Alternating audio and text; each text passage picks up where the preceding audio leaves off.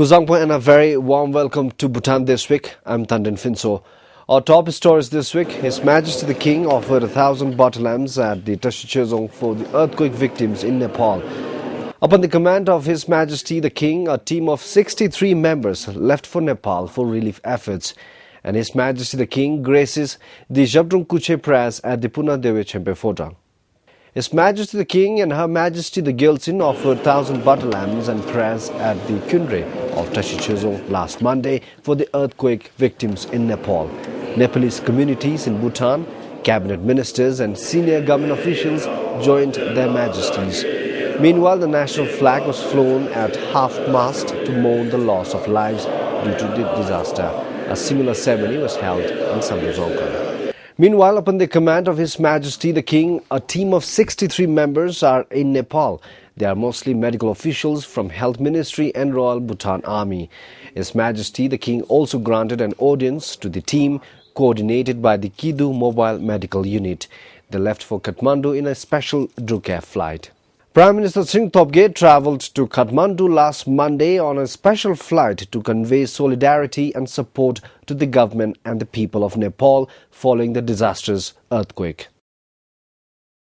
Lenchen had personally handed over a cheque of 62 million Nutum or 1 million USD to the Prime Minister of Nepal, Sushil Koirala, as a contribution from the people of Bhutan to the people of Nepal towards rehabilitation efforts. Lenchen had conveyed His Majesty the King's deep concern and anguish for the people of Nepal for the sufferings brought about by this natural disaster.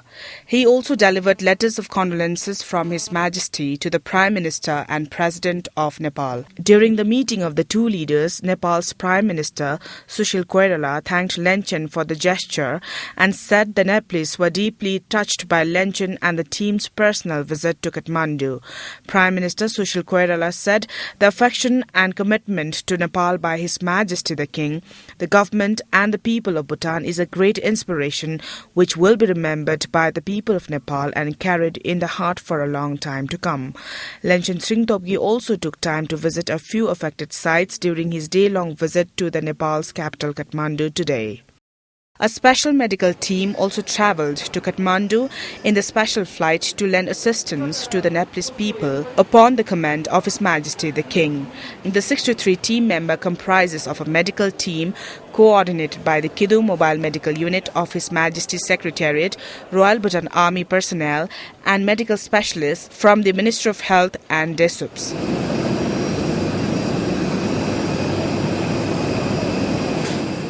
The team will assist in medical treatment of victims of the disaster and is equipped to set up outdoor medical camps.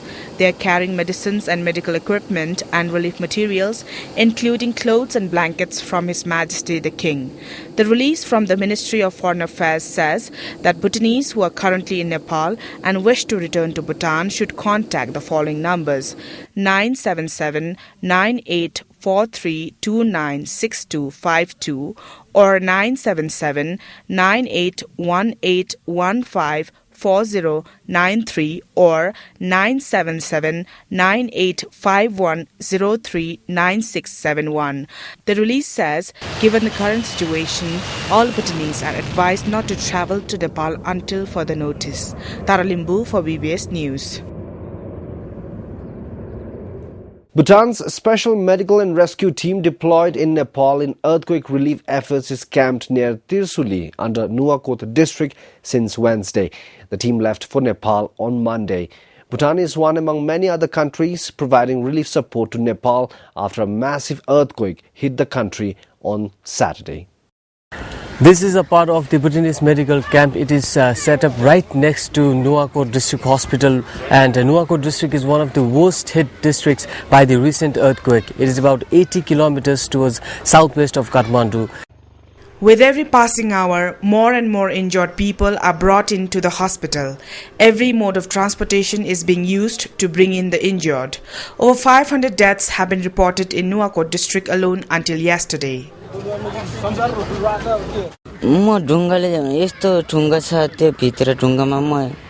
of my relatives rescued me and brought me home. When I left in helicopter, I told my mother that I will come back. If I die, I asked my mother to look after my family.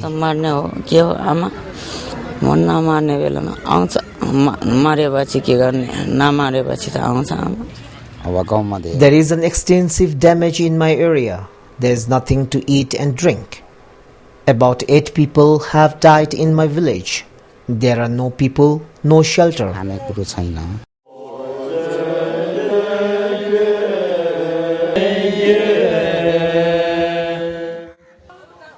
The Bhutanese medical team reached Tirsuli, Nuakot at around 11 yesterday morning.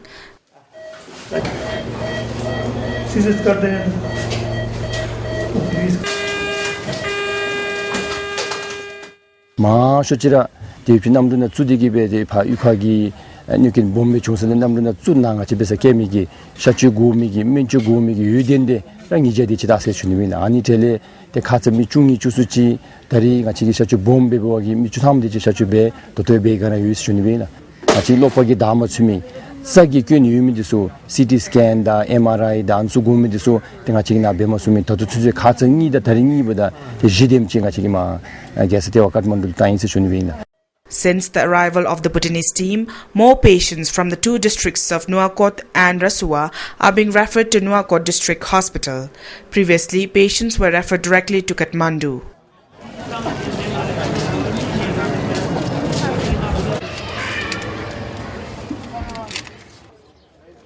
Just outside Tirsuli, houses have been reduced to rubble and others are precariously perched. People have been sleeping in tents out in the open since Saturday. Electricity and water supplies have been disrupted as well. The scenario is no different in other places. The 7.8 magnitude quake destroyed buildings in Kathmandu and affected several rural areas across the region. As of yesterday, the death toll due to the earthquake rose to over 5,000. Nepal's Prime Minister Sushil Koirala has warned the death toll could reach 10,000. United Nations report states that about 8 million people have been affected by the disaster. Meanwhile, as the search for the survivors continues, the nation yesterday declared 3 days of mourning. Compiled for Sonomongdi Taralimbu for BBS News. His Majesty the King and Her Majesty the Gyaltsen attended a prayer ceremony to observe Shabdung Kuche at the Puna Dewe Chempe Fota last Tuesday. His Majesty the King and Her Majesty the Gyaltsen attended the Shabdung Kuche prayers at the Puna Dewe Chempe Fota today. Shabdung Kuche is observed on the 10th day of the 3rd Bhutanese month to mark the significance and reverence towards Shabdunao Namge, who entered into meditation at the Puna Dewe Chempe Fota in 1651. Led by the Venerable Dojilepe of the Shuntasa, about 100 monks performed prayers at the Kunre of the song.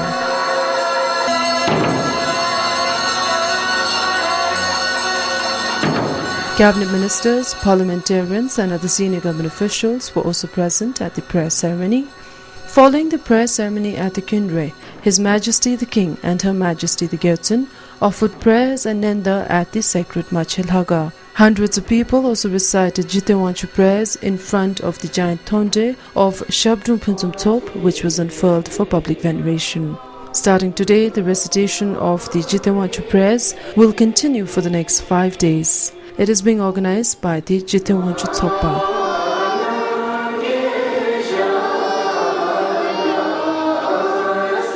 Compiled for Demba Serving in Punakha, Tikishoran Doji, PBS News. His Majesty the King granted an audience to the 15th batch of Desung trainees in Wangdi Phodrang. Addressing some 120 of them, His Majesty spoke about the numerous concerns facing the country in the 21st century and of their own roles as Desups. His Majesty inspired the volunteers to contribute to nation building through various ways, big or small. The 15th batch Desung training program began on 6th April and will end on 9th of this month. With this batch, the country will have over 1,700 trained Desups in the country.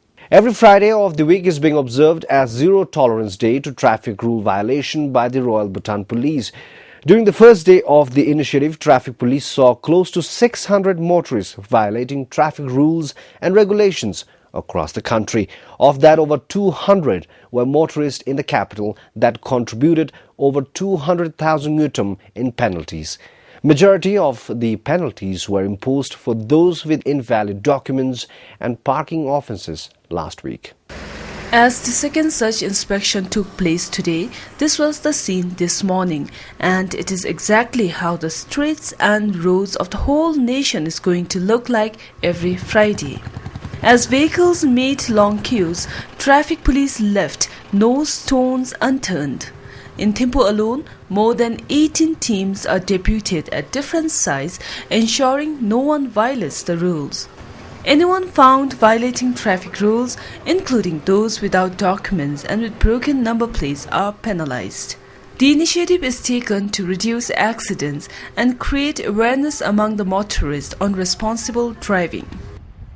In order to create awareness for the general public, particularly drivers, we wanted to initiate this zero tolerance.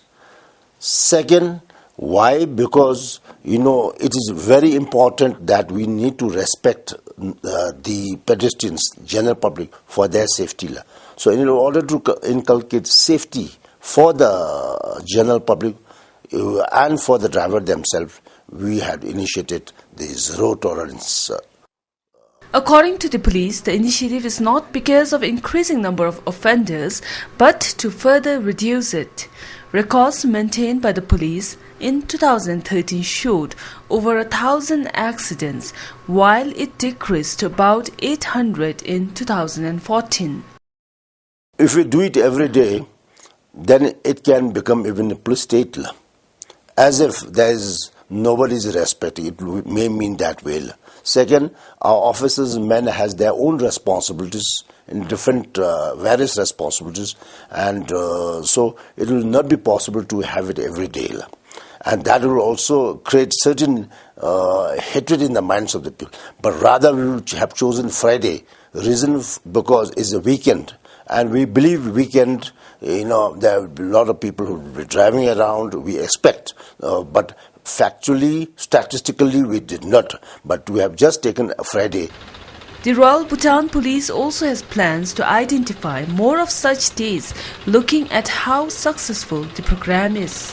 Police personnel on site said not all the motorists cooperate during the monitoring. Sharab Zangmo for BBS News. With the Royal Bhutan Police initiating the zero-tolerance move, taxi drivers in the capital were disgruntled, saying that traffic police is imposing fines unreasonably. According to them, over 100 of them were imposed penalties. Filled